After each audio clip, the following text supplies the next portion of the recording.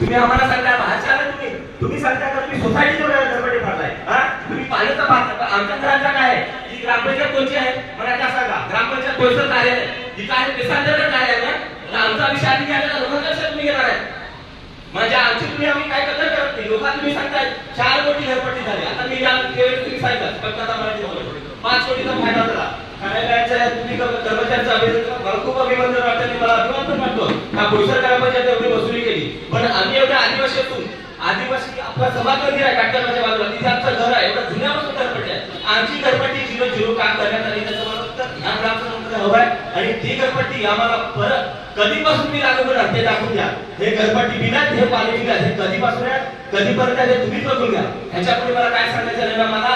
ह्या तारखेवर मला पाहिजे कुठल्या पुढची तारीख पाहिजे सदस्य ग्रामस्थ अख्ख्या बोईसर ग्रामपंचायतीचा आवाज करताय का माझ्या आजीची घरपट्टी परत तुम्ही लागू केली नाही तर पुढे मला काय करायचं ते मला